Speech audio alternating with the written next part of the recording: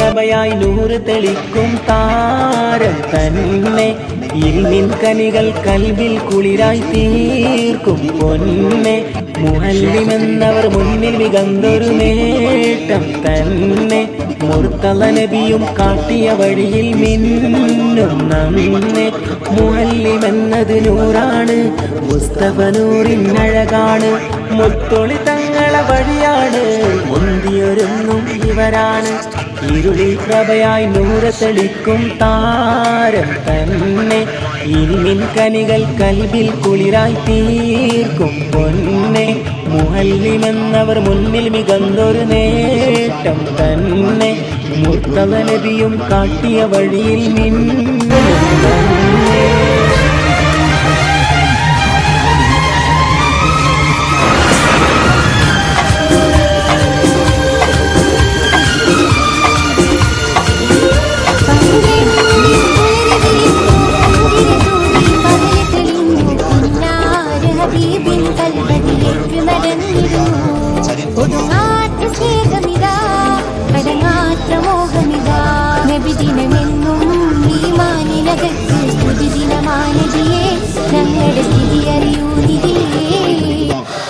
നമ്മുടെ കൊടിക്കരയെ സമാനത്തിനെയും വിശ്രമത്തിലെയും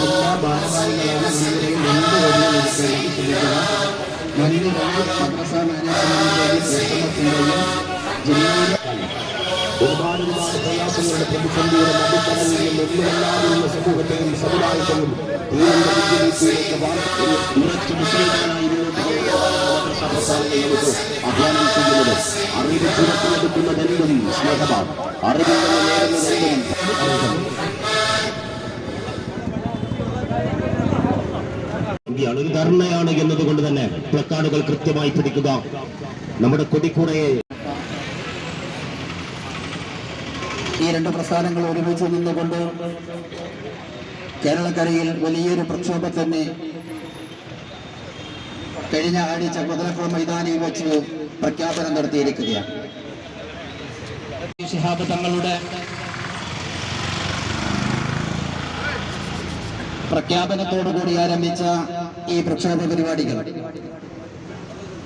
ഇന്ന് കേരളത്തിന്റെ എല്ലാ ജില്ലാ കേന്ദ്രങ്ങളിലും കേന്ദ്ര സർക്കാർ ഓഫീസിന്റെ മുമ്പിൽ ഇത്തരത്തിലുള്ള മാർച്ചുകളും ധർണകളും നടന്നു വരികയാണ്. ഇതൊരു സാധാരണ ധർണയോ സാധാരണ പ്രക്ഷോഭ പരിപാടി കേന്ദ്ര സർക്കാർ ഹോളി അജണ്ടകളുമായി മുന്നോട്ട് പോകുമ്പോൾ ഇവിടെ മതസൗഹാർദ്ദത്തിന്റെ ഈറ്റില്ലവും പോറ്റില്ലവുമായി കേരളത്തിന്റെ അതിന്റെ അംബാസഡറായി നിലനിൽക്കുകയും ലോകത്തിന്റെ വിവിധ ഭാഗങ്ങളിൽ മദ്രസ മഹല്ല സംവിധാനത്തിൽ കൂടി സമസ്ത ജംഇയ്യത്തുൽ ഉലമ മതസൗഹാർദ്ദത്തിന്റെ സന്ദേശം മറ്റുള്ള സംസ്ഥാന സർക്കാരുകളടക്കം ഇതിന് എല്ലാവിധ കൊടിയും പിടിച്ചുകൊണ്ടിരിക്കുന്ന സംവിധാനങ്ങൾ ചെയ്തുകൊണ്ടിരിക്കുന്നുണ്ട് എന്നുള്ളത് ഞാൻ വിസ്മരിച്ചുകൂടെ ഞാനൊരു കർത്തവ്യത്തിലേക്ക് കിടക്കുകയാണ്. ഈ സമരം എന്നുള്ളത് സൂചനാ സമരം. മദ്രസകൾക്ക് ഗ്രാന്റ് കൊടുക്കുന്നത് ബഹുമാന്യനായ നമ്മുടെ ഉദ്ഘാടകൻ ശ്രീമാൻ ബഹുമാനപ്പെട്ട രാജ്മോഹൻ ഉണ്ണിത്താൻ നമ്മുടെ വേദിയിൽ എത്തിയിരിക്കുകയാണ്. ഒരുപാട് തിരക്കിട്ട സമയത്തിനുള്ളിലാണ്. റഷീദ് എന്നോട് പറഞ്ഞു 12:10 രാജ്മോഹൻ. ഞാൻ വാക്കുകൾ അവസാനിപ്പിക്കുകയാണ്. MP വരാൻ സമയമായതുകൊണ്ടാണ്. ആരെങ്കിലും ഇല്ലായ്മ ചെയ്യപ്പെടുന്നുവെങ്കിൽ അതിനെതിരെ പ്രൗഢമായി നിലകൊള്ളാൻ 10 മിനിറ്റ് നേരത്തെ വന്നുകൊണ്ടിരിക്കുകയാണ്. അതുകൊണ്ട് തന്നെ എല്ലാ പരിപാടിയും ഒരു മുടങ്ങി. എന്നാലും വഖഫിൻ്റെ ഭേദഗതിയുടെ ഒരു പ്രാധാന്യം മനസ്സിലാക്കിക്കൊണ്ടാണ് ഈ ചടങ്ങിൽ പങ്കെടുത്തിട്ട് 12:45 റെയിൽവേ സ്റ്റേഷനിൽ എത്തിയെങ്കിൽ ട്രെയിൻ കിട്ടുള്ളൂ. കഴിഞ്ഞ പാർലമെന്റ് സമ്മേളനത്തിൽ പാർലമെന്റ് അവതരിപ്പിച്ചു. പാർലമെന്റിൽ അതിശക്തമായ പ്രതിഷേധമുയർന്നു.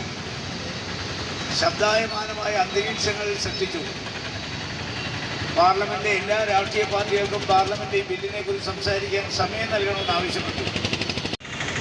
എല്ലാ രാഷ്ട്രീയ പാർട്ടികൾക്കും ചുരുങ്ങിയ സമയം ഈ ബില്ലിനെ കുറിച്ച് സംസാരിക്കാൻ സമയം നൽകാം. BJPയുടെ മുഴുവൻ ആളുകളും ഈ ബില്ലിനെ അനുകൂലിച്ചു. അതുപോലെ തന്നെ തെലുങ്ക് ദേശം പാർട്ടിയും അതിനെ അംഗീകരിച്ചു. ശൈത്യകാല സമ്മേളനം നവംബർ 25 ആരംഭിച്ച് ഡിസംബർ 20 പാർലമെന്റിൽ സമാപിക്കും. അപ്പോൾ ഈ പാർലമെന്റിന്റെ ശൈത്യകാല സമ്മേളനത്തിൽ 2 ബില്ലുകളാണ് ചർച്ചയ്ക്കായി വരുന്നത്.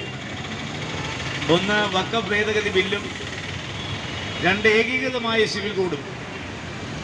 നിങ്ങൾക്കറിയാം, 2014 നരേന്ദ്രമോദി ഇന്ത്യയുടെ പ്രധാനമന്ത്രി ആയ ദിവസം മുതൽ നമ്മുടെ രാജ്യത്തിൻ്റെ മതേതരത്വം അട്ടിമറിക്കാനുള്ള ഹീനമായ ശ്രമങ്ങളാണ് അദ്ദേഹം നടത്തിക്കൊണ്ടിരിക്കുന്നത്.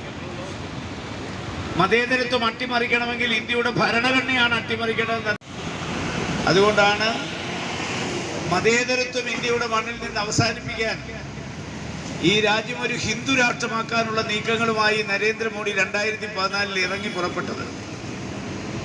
അദ്ദേഹത്തിൻ്റെ സകല നീക്കങ്ങളും ഈ രാജ്യത്തെ മുസ്ലിം മതവിഭാഗത്തിനെതിരാണ്. നമുക്കറിയാം, ജമ്മു കാശ്മീർ രാജാ ഹരിസിംഗ് ഭരിക്കുന്ന കാലത്ത് ജവഹർലാൽ നെഹ്റുവായിട്ടൊരു ധാരണയുണ്ടാക്കി. ആ ധാരണയുടെ ഫലമായിട്ടാണ് ഇന്ത്യയുടെ ഭരണഘടന കേന്ദ്ര ഗവൺമെൻറ് ആ കരാറിനെതിരായിട്ട് ഇത് രണ്ടും എടുത്തു കളഞ്ഞു. നമുക്കറിയാം, ഈ രാജ്യത്തെ ഓരോ മുസ്ലിം സഹോദരന്മാരുടെ വിവാഹ നിയമമാണ് ശരിയത്ത്. ശ്രീ രാജീവ് ഗാന്ധി ഇന്ത്യയുടെ പ്രധാനമന്ത്രിയായിരിക്കുന്ന കാലത്താണ് ഷബാനു കേസിൻ്റെ പേരിൽ കോളിളക്കം സൃഷ്ടിച്ച സുപ്രീം കോടതിയിൽ വിധി വന്നത്.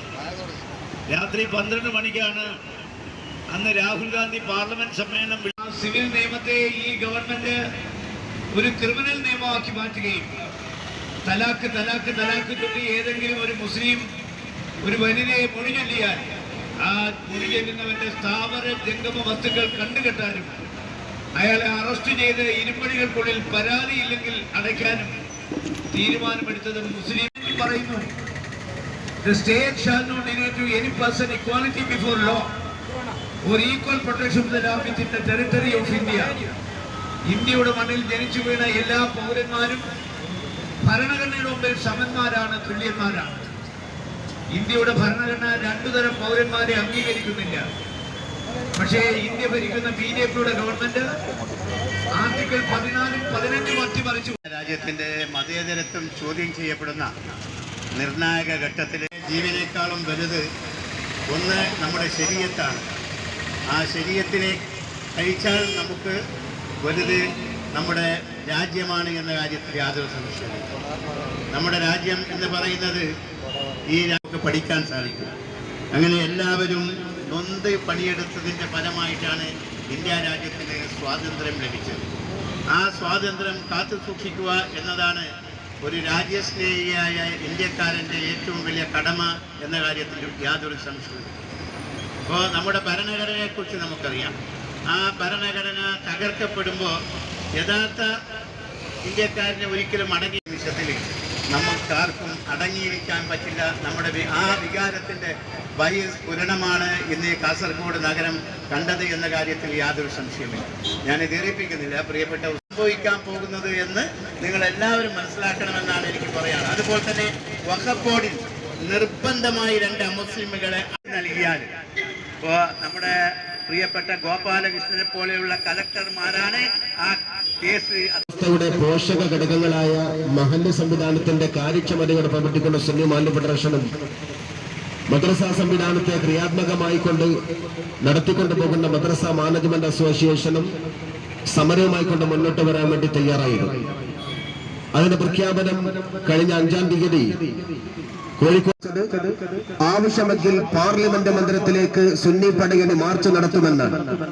കേരളത്തിലെയും ഇന്ത്യ രാജ്യത്തിന്റെ വിവിധ ഭാഗങ്ങളിലുമുള്ള പേഴ്സണൽ ലോ ബോർഡുമായിക്കൊണ്ട് സഹകരിച്ചുകൊണ്ട് ശക്തമായിരിക്കുന്ന പ്രക്ഷോഭത്തിന് നേതൃത്വം നൽകാൻ കേരളത്തിലെ സമസ്ത കേരള ജംഇയ്യത്തുൽ ഉലമയുടെ കീഴുഘടകമായ സുന്നി മാലിന്യ ഫെഡറേഷനും മദ്രസ മാനേജ്മെന്റ് അസോസിയേഷനും ആവശ്യമായിരിക്കുന്ന നേതൃത്വം വഹിക്കും. അതിന്റെ പൊതുവേദി എന്ന നിലയ്ക്ക് പേഴ്സണൽ ലോ ബോർഡുമായിക്കൊണ്ട് സഹകരിച്ചുകൊണ്ട് പാർലമെന്റ് മാർച്ച് ഉൾപ്പെടെയുള്ള സമര പരിപാടികളാണ് നമ്മൾ ആസൂത്രണം ചെയ്യേണ്ടത്.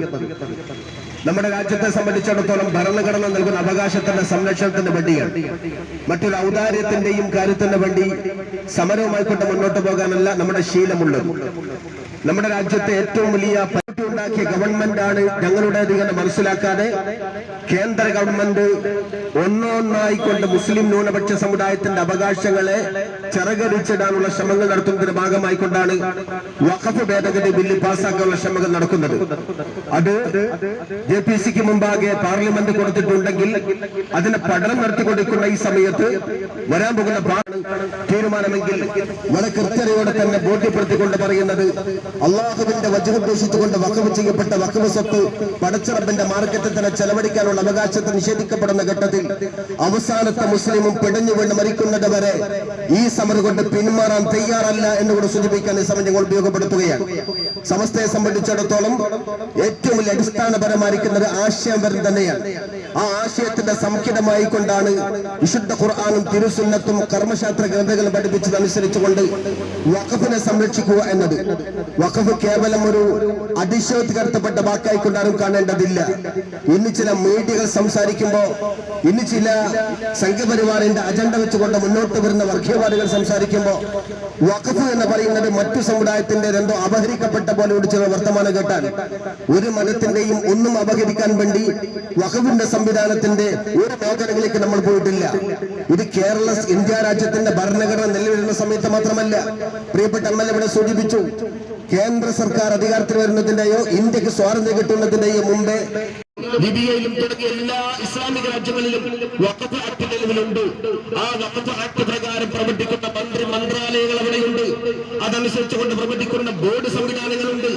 വഖഫിന്റെ നിയമം അനുസരിച്ച് ജീവിക്കാൻ ഗവൺമെന്റ് ഇസ്ലാമിക രാജ്യമുള്ള മുഴുവൻ രാജ്യത്തും അല്ലെങ്കിൽ മറ്റു ഇസ്ലാമികമല്ലാത്ത മറ്റു മതേതര രാജ്യങ്ങളിലും അവകാശങ്ങളും അർഹതകളും മന്ത്രാലയം പോലും സ്ഥാപിച്ചുകൊണ്ടുണ്ടെങ്കിൽ ഈ രാജ്യത്ത് മാത്രമേ, ഇന്ത്യ രാജ്യത്ത് മാത്രമേ വഖഫ് ആക്ട് നിലവിലുള്ളൂ എന്നും വഖഫ് റിപ്പോർട്ടില്ല, മറിച്ച് വീടുകളിൽ കയറി, കവലകളിൽ കയറി, ചേരി പ്രദേശങ്ങളിൽ താമസിച്ച് മാസങ്ങളുടെയും വർഷങ്ങളുടെയും പഠനം നടത്തിക്കൊണ്ടാണ് ഒരു കമ്മീഷൻ ഒരു പത്രം ഉത്തരേന്ത്യൻ മുസ്ലിമീങ്ങൾ ചേരി പ്രദേശത്ത് കഴിയുന്നവർക്ക് അക്ഷരാഭ്യാസമില്ല.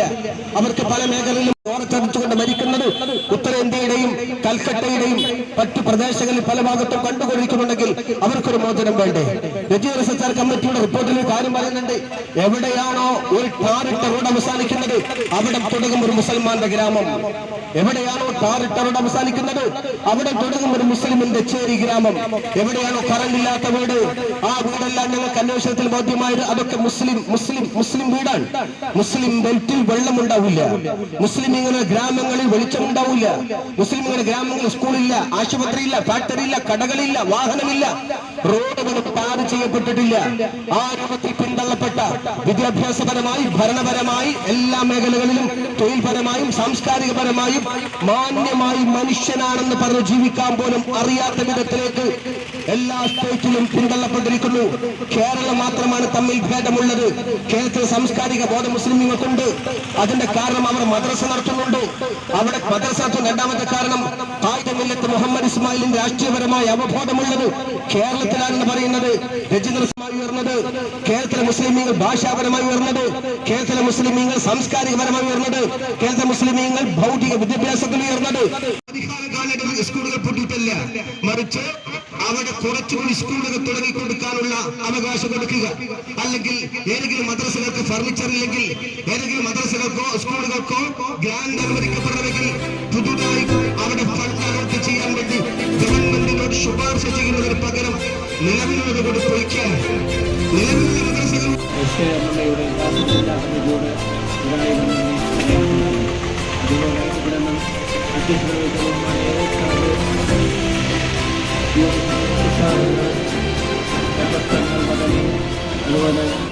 പ്രസ്ഥാനമല്ല. അത്യാവശ്യ ഘട്ടങ്ങളിൽ സമരം ചുവലിലേക്ക് മാർച്ച് നടത്തുകയാണ്. ബഹുമാന്യനായ വ്യക്തമായ തെളിവുകളാണ് ഇത്തരത്തിലുള്ള പ്രക്ഷോഭ പരിപാടികൾ ആരംഭിച്ചുകൊണ്ടുവരുന്നത്. നമുക്കറിയാം, കേന്ദ്ര സർക്കാർ പുതിയ മൂന്നാം മോഡി സർക്കാർ നിലവിൽ വന്നതിന് ശേഷം അതിനു മുമ്പ് തന്നെ ഒന്നാം മോഡി സർക്കാർ രണ്ടാം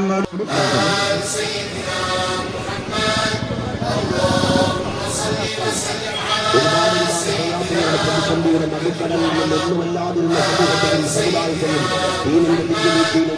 ഒരു ഉറച്ച മുസ്ലിമാനായി മുന്നോട്ട് കൊണ്ടുപോകാനാണ് മദ്രസ പ്രസ്ഥാനങ്ങൾ നമുക്ക് ആഹ്വാനം ചെയ്യുന്നത്. അറിവ് ചുരത്തിയെടുക്കുന്നതെന്തും സ്നേഹമാണ്. അറിവിൽ നിന്ന് നേടുന്നതെന്നും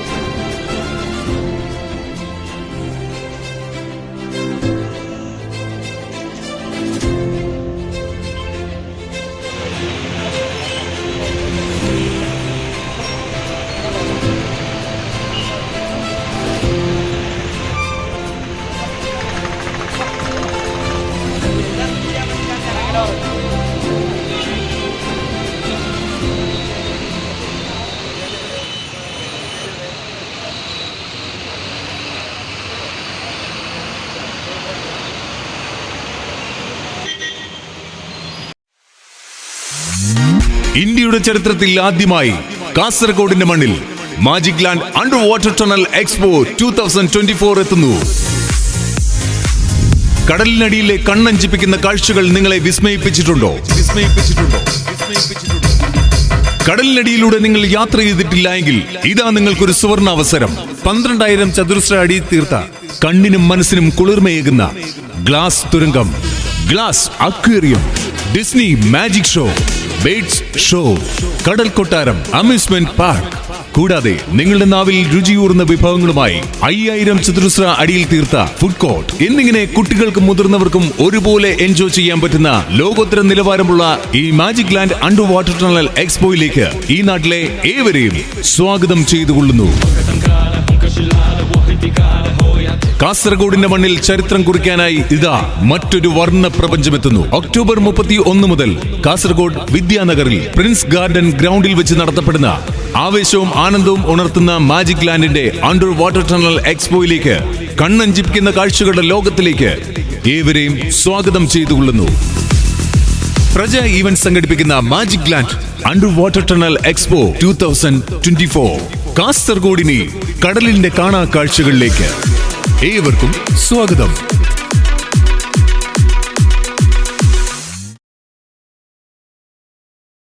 City Gold, Gold and Diamonds, Kerala and Karnataka.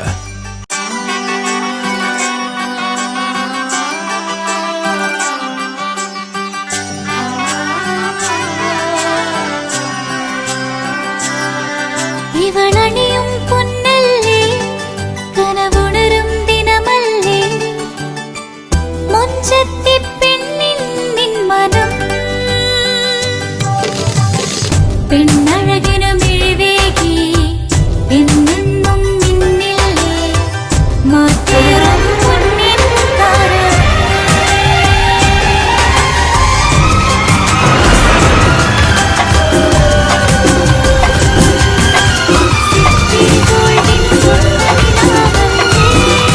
City Gold, Gold and Diamonds, Kerala and Karnataka, the glow of purity.